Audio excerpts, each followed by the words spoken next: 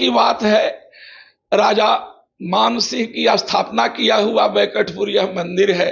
और बैकटपुर मंदिर यह जो है वह भगवान राजा मान सिंह जा रहे थे और उनका नाव बीच में ही फंस गया और सब संतति के साथ थे। कई एक नाव था, पहले तो नाव से ही यात्रा जलायान से ही यात्रा जाती थी।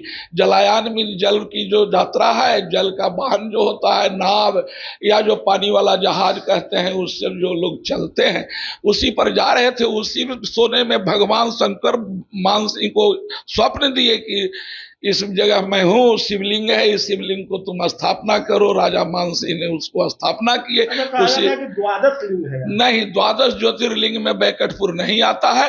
यह बैकटपुर पूजा करना चाहिए। हाँ, अब बैकटपुर की प्रसिद्धि राजा मान सिंह से है। द्वादश ज्योतिर्लिंग में बैकटपुर नहीं, बैकटपुर का स्थान नहीं। वहाँ पूजा करना है क्योंकि वहाँ हाँ, बैकटपुर की शिवलिंग की एक महती प्रसिद्धि है। आप बड़ावर चले जाएं, देवघर चले जाएं, बिहार से ही निकला, झारखंड में है।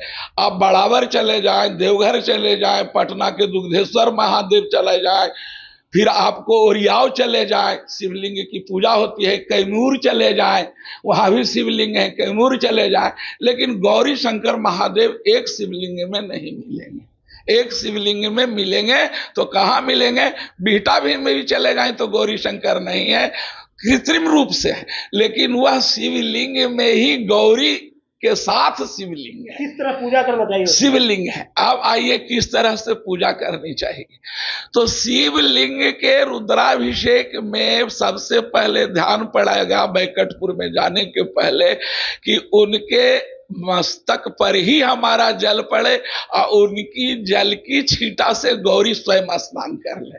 कारण माता को, मुझे स्त्री जनित देवों को स्नान कराने का पुरुषों का अधिकार नहीं है, लेकिन शिवलिंग साथ है, इसलिए शिवलिंग के मस्तक पर जो हम जल दिया, वह जल दे के जो मंत्र आवे, ओम नमः शिवाय महारुद्राय विद्महे महादेवाय धीमहि तन्नो रुद्र प्रचोदयात्, इस मंत्र से कीजिए।